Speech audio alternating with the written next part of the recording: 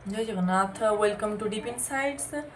सो आज आमर आलोच्य विषयटी हूँ कोर 3 पेपर जो रही से कोर 3 जो क्यों सब पृष्ठभूमि रही जेगुड़िक कि आधुनिक ओडिया साहित्यर रूपरे दंडायमान होगी रही से बर्तमान आलोच्य विषय जोड़ा कि आपंकर रोचे सेकेंड सेमिस्टर रोचे तार कोर पेपर 3 रे रोचे जार विषयटीर नाम होउछि विषयटर नाम आम जाना देखो फर्स्ट यूनिट विषयटर नाम हूँ आधुनिक ओडिया साहित्यर पृष्ठभूमि और नव जागरण भूमिका। देखो आमर जो रहा आम कहिबा साहित्य जुग को जो विभिन्न भाग में विभक्त कर जुग मानक मध्यरु जो आधुनिक जुग रही जो गुड़िक कि कौन वर्तमान समय जो साहित्य गुड़िक रचना कर आधुनिक जुगर साहित्य कहुए तार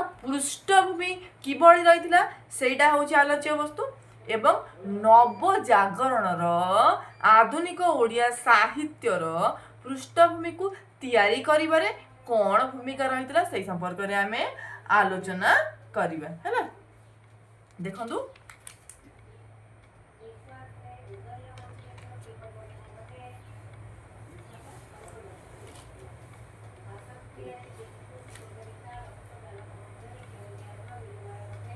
हाँ आम देखिए बर्तमान देखो जो पृष्ठभूमि रही आधुनिक ओडिया साहित्यर जो पृष्ठभूमि रही से पृष्ठभूमि कौन आम से पृष्ठभूमि गुड़िक कौन रही हूँ आलोचना करवा। आधुनिक ओडिया साहित्य एक अप्रत्याशित सृष्टि प्रक्रिया नुहे तेणु ये कौन गोटी अप्रत्याशित सृष्टि प्रक्रिया नुहे आज सृष्टि है कि आजिकाली भितर सृष्टि होनी गोटे विशाल समय को लेकिन यही ग्रंथावली यही साहित्यर रचना घटी आम कहीपर 16 शताब्दी 4 शताब्दी आम कहीपर मैं चतुर्थ शताब्दी प्रथम शताब्दी द्वितीय शताब्दी तृतीय शताब्दी चतुर्थ जो रहा 4 नंबर शताब्दी कथा कहवा से ही समय साहित्य से कौन उन्मेष लाभ करवा आरंभ कर देथिला। जेमिति आम कहीपर उदाहरण बहुत पुराणा पुराणा जदि ग्रंथ कहीपर कलशा चौतीसा तार गोटे उदाहरण सी हूँ बहुत सर्वप्रथम चौतीसा बहुत पूर्व ये रचना कर मैंने आम कहीपर प्राक सारला जुग जो चर्या साहित्य रहा कि नाथ धर्म रहा तार बहुत पूर्वर ये कलश चौतीसा रचना कर सोमनाथ व्रत कथा जो रही जो महादेव एवं पार्वती संपर्क में जो बरण देखा मिले से वर्तमान रचना नुहे से जो सोमनाथ व्रत कथा से कलश चौतीसार समसामयिक रचना है कि तो बहुत पूर्व काल ओडिया साहित्य सृष्टि होती तेणु आज आसिकी से एक बहुत भल स्थान में पहुँची पारी बहुत पूर्वर जेहेतु स्टार्टिंग होती तेणु धीरे धीरे धीरे धीरे समय चक्रकार गति सहित से वर्तमान आधुनिक ओडिया साहित्य किभଳି भाव दंडायमान करछि देखिबा। देखो आधुनिक ओडिया साहित्य एक अप्रत्याशित सृष्टि प्रक्रिया नुहे आम जानिले सृष्टिर आभिमुख्य प्रकाश वैचित्र्य और रस रूपायन कौशल स्थूलतः कलार आंगिक और आत्मिक रस गौरव प्रभृति विषय मानदंड रे विचार करे क्यों क्यों मानदंड गुड़ी को नहीं ओडिया साहित्यर जो पृष्ठभूमि रही ताहा दंडयमान होती से विषय आम आलोचना करछे। आधुनिक ओडिया साहित्य कौशल स्थूलत कलार आंगिक और आत्मिक रस गौरव ये सब को लेकिन आधुनिक साहित्यर उन्मेष घटी ये सब मानदंड को जब आम विचार करा कौ सब मानदंड को विचार करवा जान प्रथम सृष्टिर आभिमुख्य प्रकाश वैचित्र्य रस रूपायन कौशल स्थूलत कलार आंगिक और आत्मिक रस गौरव प्रभृति ये सब मानदंड को जब आम कौन कर मानदंड नवा ये सब गुड़िक जो रहा ये सब विषय वस्तुर मानदंड को जब आम विचार को नवा ताहले कौन हम ना विचार को नेले ओडिशार अतीत और आधुनिक साहित्य भितरे थिबा तारतम्यକୁ ଆମେ ସହଜରେ ଅନୁଭବ କରିପାରିବା। କାହାକୁ ଅନୁଭବ କରିପାରିବା? ଏସବୁ ଯେଉଁଗୁଡ଼ିକ ମୁଁ ଆଲୋଚନା କଲି ସେଇ ସବୁ ମାନଦଣ୍ଡକୁ ଯଦି ଆମେ ବିଚାରକୁ ନେବା ତାହେଲେ ଆମେ କେଉଁ ସିଦ୍ଧାନ୍ତରେ ଉପନୀତ ହେବା ଯେ ଓଡ଼ିଶାର ଅତୀତ ଓ ଆଧୁନିକ ସାହିତ୍ୟ ଭିତରେ ଥିବା ତାରତମ୍ୟ, ଓଡ଼ିଶାର ଅତୀତ କିଭଳି ରହିଥିଲା ଏବଂ ଆଧୁନିକ ସାହିତ୍ୟ ସହିତ ତାର କ'ଣ ତାରତମ୍ୟ ରହିଛି ଏହି ସମ୍ପର୍କରେ ଆମେ କ'ଣ କରିପାରିବା, ସହଜରେ ଆମେ ଜାଣିପାରିବା, ଏହି ସମ୍ପର୍କରେ ଅନୁଭୂତ କରିପାରିବା।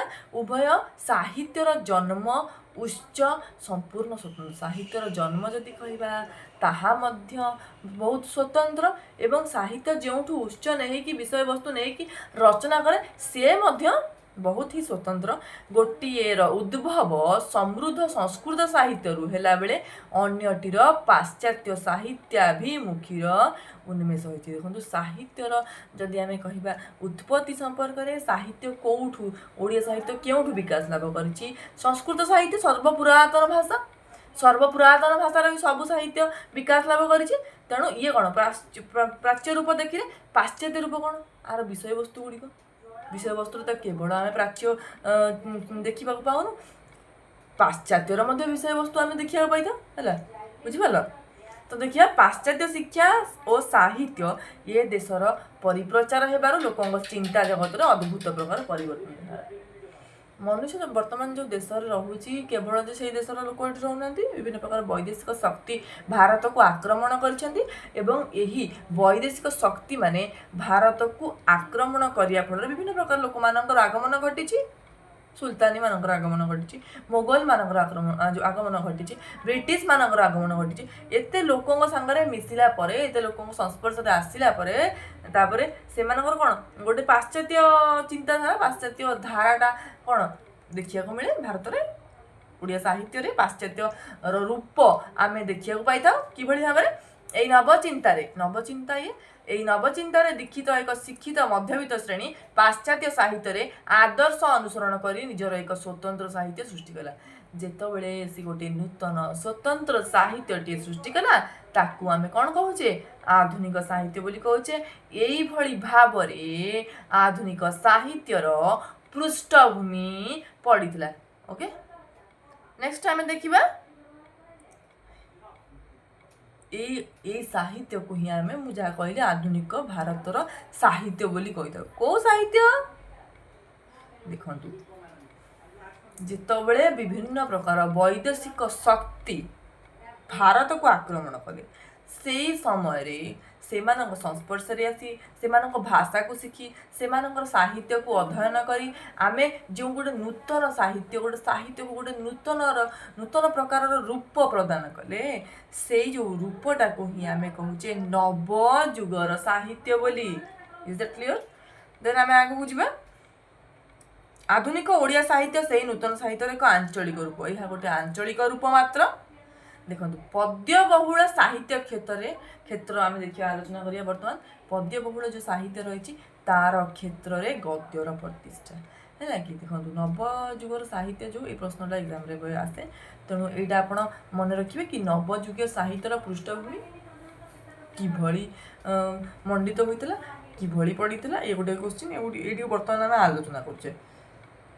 ପ୍ରଥମେ ଆମେ ଜାଣିଲେ ନବଯୁଗ ସାହିତ୍ୟ କାହାକୁ ନେଇ ଗଠିତ, କ'ଣ କୁହାଯାଏ, କେଉଁ କେଉଁ ମାନଦଣ୍ଡ ବିଚାରରେ ଏହା ରଚନା କରାଯାଇଛି। ଦେନ୍ ଆମେ ଦେଖିବା ପଦ୍ୟବହୁଳ ସାହିତ୍ୟ କ୍ଷେତ୍ରରେ ଗଦ୍ୟର ପ୍ରତିଷ୍ଠା। ଦେଖନ୍ତୁ ଆଗରୁ ତ ବହୁତ ପଦ୍ୟ ରଚନା କରାଯାଉଥିଲା, କାହିଁକିନା ବେଦ ଯଦି ଆମେ କହିବା ପ୍ରଥମ ଆମର ଯେଉଁ ରହିଲା 4 ବେଦ ରହିଛି, ଋଗ୍ବେଦ, ସାମବେଦ, ଯଜୁର୍ବେଦ, ଅଥର୍ବବେଦ। ଏ 4 ବେଦର ଅନ୍ୟ ନାମକୁ ଶ୍ରୁତି ବୋଲି କହନ୍ତି। କାହିଁକି ଶ୍ରୁତି କହିବାର ତାତ୍ପର୍ଯ୍ୟ? ଗୁରୁ ଗୃହରେ ଯେତେବେଳେ ଶିଷ୍ୟମାନେ ଅଧ୍ୟୟନ କରୁଥିଲେ ସେତେବେଳେ କ'ଣ ଗୁରୁ ଗୃହରେ ରହିକି ଅଧ୍ୟୟନ କରୁଥିଲେ, ଏମିତି ଷ୍ଟୁଡେଣ୍ଟ ଟିଚର ରିଲେସନସିପ୍ ନଥିଲା। ସେତେବେଳେ ସ୍କୁଲ ଆସିକି ପଢ଼ିବା ପୁଣି ରିଟର୍ନ କରିବା ନାହିଁ, ରିଟର୍ନ ନଥିଲା। ଶିକ୍ଷା ସମାପ୍ତି ପରେ, ସମ୍ପୂର୍ଣ୍ଣ ଶିକ୍ଷା ସମାପ୍ତି ପରେ ଯାଇକି ସେମାନେ ଘରକୁ ଫେରୁଥିଲେ। ଅରଣ୍ୟ ମଧ୍ୟରେ ସବୁ ଗୁରୁ ଗୃହ ଥିଲା, ସେଇଠି ସେମାନେ ସମୟ ଅତିବାହିତ କରୁଥିଲେ, ଜ୍ଞାନ ଲାଭ କରୁଥିଲେ, ଶ୍ଲୋକ ପାଠ କରୁଥିଲେ ହେଲା କି। ବିଭିନ୍ନ ପ୍ରକାର ଜୀବନ ବଞ୍ଚିବାର ଶୈଳୀ ଶିକ୍ଷା କରୁଥିଲେ, ଶିକାର ଶିଖୁଥିଲେ।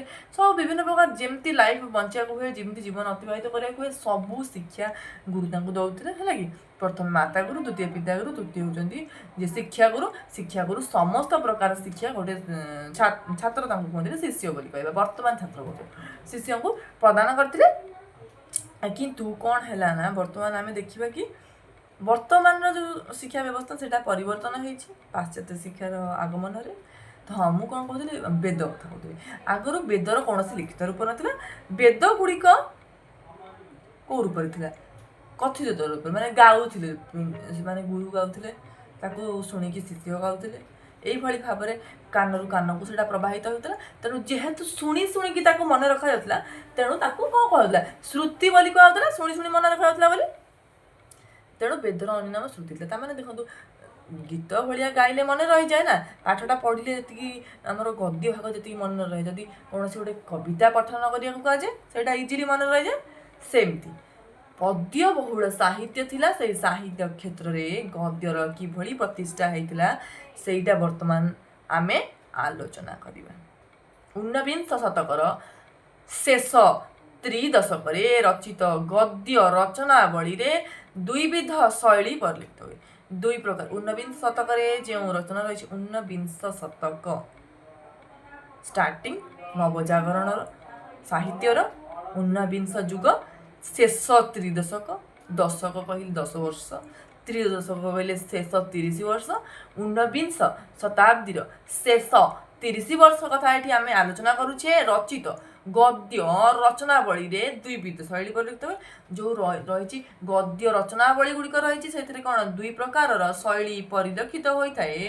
भक्त कवि मधुसूदन मार्जित संस्कृत शब्द बहुल गद्य एवं फकीर मोहनकर ग्राम्य रीति और ओडिशार कथ्य भाषार आदर्श रचित गल्प उपन्यास समूह प्राय समकाल ओडिया साहित्य रे सृष्टि होई पाठक तथा लेखक मानू प्रभावित कर कौन कौन वर्तमान आम तुलना करुचे गोटे जिनस हूँ संस्कृत शब्द बहुल गद्य मधुसूदन मार्जित संस्कृत शब्द बहुल गद्य जो गल्प आकार रही एवं फकीर मोहनकर ग्राम्य रीति और ओडिशार कथित भाषार व्यवहार रे फकीर मोहन सेनापति जो ग्राम जीवनर शैली आदर्शर रचित गल्प उपन्यास उपन्यास गल्प गुड़िक यही नवजागरण समय सृष्टि दुईटा जिनस मधुसूदन रचना एवं फकीर मोहन सेनापति रचना जो ग्राम्य जीवन कुसंस्कार गुड़िक उपस्थापन कर क्रमे संस्कृत शब्द बहुल गद्य परिवर्ते सरल मार्जित गद्य अधिक जनादृत है। देखो क्रमे संस्कृत शब्द जो रहा टे संस्कृत सर्वपुरातन भाषा तार जो रचना शैली शब्द गुड़िक टे हठात मन रखा इजी हुए ओडिया साहित्य भी से ओडिया साहित्य भी हठात आम कहीपर कि आम जो कथित रूप कथार जो भाषा कहूचे ताकू साहित्य लिखिदेव साहित्य से नुहे साहित्यर निजस्व भाषा अच्छी आम जो प्रश्न देखा आमको से भाषा देकी ही लिखा रचना करा पड़ो। हाँ आम कहीपर कथित भाषा सहित तार कि संपर्क थाईपे कि संपूर्ण रूपे कथित भाषा नुहे कथित भाषा अलग लिखित भाषा अलग तेणु चेष्टा कर सब बेले अधिक अधिक बुक रिडिंग करा जहाँफल कौन हम ना जो लिखित रूप रही मार्जित हम से जिते मार्जित हम से भल भाव सुंदर शैली रचना कर तुम्हें क्वेश्चन गुड़िक एवं निजे जदि चेष्टा कर जदि भूका स्ट्रंग कर शब्दकोश गुड़िक तुम जब स्ट्रंग है देन तुम निजे निजे गोटे कविता लिखा निजे गोटे प्रबंध लिखा निजे गोटे गल्प लिखा योग्य हो पार वर्तमान समाज में घटुवा घटनावली को लेकिन रचना कर पूर्व काल कवि लेखक गण निज समय को गोटे सु उपादय करुले से करहब माने टाइम वेस्ट कर निज समयटा को कौन भल काम नियोजन करते जहाँ फल आज रिजल्ट देखूँ आम आज जापारे आम पर पीढ़ी सी आम पूर्व पीढ़ी जो रही कवि लेखक गाल्पिक औपन्यासिक काव्यिक से दायित्व थिला कि आमे जहाँटा शिखुचे जहाँ जमी बंचुचे केमी आग को बंचा हम से विषय इनफर्मेशन आम पाखे पहुँचा दरकार आम जानी था ना केमी जो रचना कर जापर ना तेणु रचित रचनारू ही आम सब जिन जापर से तुम्हें शब्दकोश को डेभलप कर शब्दकोश गुड़िक जिते उन्नत हम है कि तुम कौन रचना करने को एबुल हम लेखा एबुल हम ये सब गुणावली गुड़िक तुम कौन रे तुम दक्ष हो।